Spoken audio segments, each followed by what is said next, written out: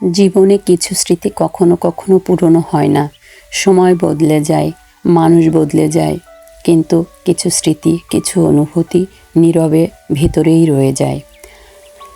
প্রিয় আপুরা, কাছে দূরে যে যেখান থেকে যেভাবে আমার এই ভিডিওটা দেখছেন, সবাইকে অনেক অনেক ভালোবাসা।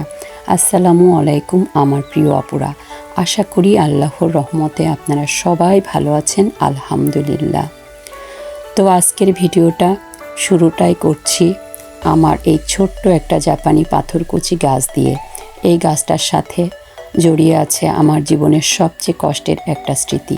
আজ থেকে প্রায় 5 বছর আগে যেদিন আমার বাবা মারা গিয়েছিল, ঠিক সেই দিনই আমি কেন জানি আমার মনে হয়েছিল আমি ছোট্ট একটা পাথরকুচির পাতা মাটিতে রেখে দিই, দেখি এই গাছটা কিভাবে বড় হয়, কিভাবে এতে পাতা গজায়, কিভাবে এটা অনেক বড় হয়।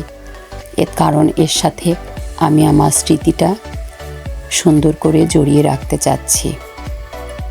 তখন বুঝিনি এই ছোট্ট গাছটাই একদিন আমার বাবার আসলেই স্মৃতি মনে করিয়ে দেবে বারবার। শুধু আসলে গাছই না, বাবা মায়ের স্মৃতি কি কখনো আর মন থেকে মোছা যায়? কিন্তু আমি জানি না কেন আমার মনে হয়েছিল যে এই গাছটা আমি লাগাই। দেখি আমার বাবা তো কবরেই চলে গেলেন। এই গাছটা যেদিন বাবা শেষ চলে গেলেন, সেদিন থেকেই একটু একটু করে বড় হচ্ছিল।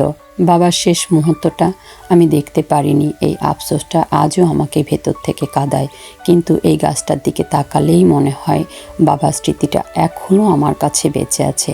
প্রতিদিন গাছটা যত বড় হচ্ছে ততই মনে হচ্ছে সময় কিভাবে চলে যাচ্ছে, কিন্তু স্মৃতি কখনো ফুরোয় না। আমি এই গাছটাকে ঠিক সন্তানের মতোই যত্ন করে আগলে রেখেছি। এমনকি বাসা পরিবর্তন করার সময়ও কখনো কখনো একে ফেলে আমি যাইনি। সব সময় আমি একে নিজের সাথে করে রাখার চেষ্টা করেছি। যখন যে বাসা পরিবর্তন করে গিয়েছি, তখন আমি সেই বাসাতেই এই গাছটা নিয়ে গিয়েছি। কারণ কিছু জিনিস শুধু গাছ না, কিছু জিনিস মানুষের অনুভূতি হয়ে থাকে। তারপরও জীবন তো থেমে থাকে না। স্মৃতিগুলো বুকের মধ্যে নিয়ে সেই স্মৃতির মাঝ থেকেই আনন্দ খুঁজে নিয়ে বেঁচে থাকতে হয়, কারণ কাজ তো চালিয়ে যেতেই হবে।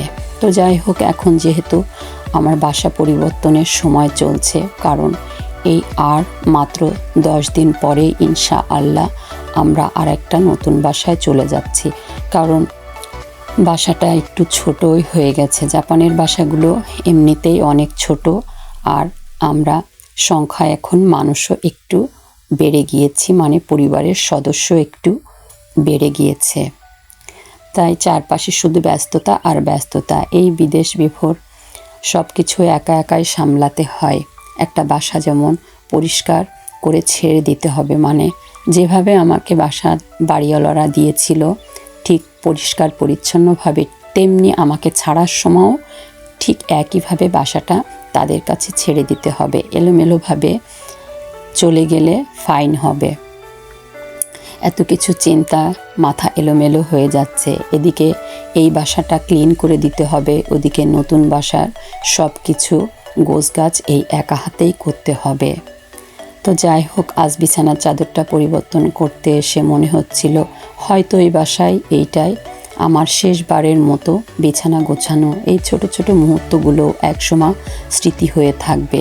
এই বাসার সাথে জড়িয়ে আছে অনেক আনন্দ, অনেক কষ্ট, অনেক না বলা অনুভূতি। তবে দুঃখ কষ্ট মিলেই তো মানুষের জীবন। আর আমি সব সময় মনে করি কষ্টকেও যদি আনন্দে ভেবে নেওয়া যায়, তাহলে জীবনটা একটু সহজ হয়ে যায়। আলহামদুলিল্লাহ। প্রিয় আপুরা, কিছু মনে করবেন না, আমি কথাটা কারোকে কষ্ট দেওয়ার জন্য বলছি না। আমি জানি আমার মতো আপনারা অনেকেই আছেন। আমি কখনো কারো কোনো জিনিসের প্রতি লোভ করি না, হিংসা করি না। আমার কাছে সব সময় মনে হয় যেটা আমার না, সেটা নিয়ে আমার ভাবারও দরকার নেই। আর যেটা আমার, সেটা তো আল্লাহ তাআলা যে কোনোভাবেই হোক না কেন সেটা আমাকে মিলিয়ে দিবেনই। একটা সময় এই জাপানে যখন ছোট্ট একটা রুমের বাসায় থেকেছি, তখনও আমি ভাবিনি আল্লাহ আমাকে এই বর্তমানের যে বাসাটায় আছি, এই বাসাটায় থাকার তৌফিক দিবেন। আলহামদুলিল্লাহ, আল্লাহ ধৈর্য আর সততার প্রতিদান ঠিকই দিয়েছেন।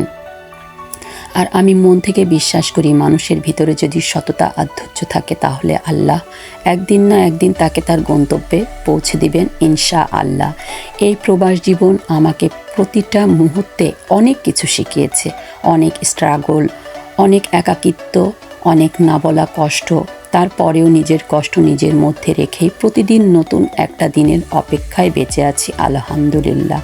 প্রতিটা মানুষের জীবনই কোনো না কোনো সমস্যা থাকে।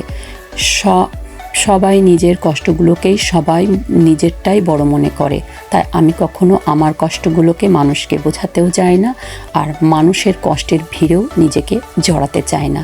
এই প্রবাস জীবনে আমাকে অনেক কিছু ভালোভাবে শিখিয়েছে।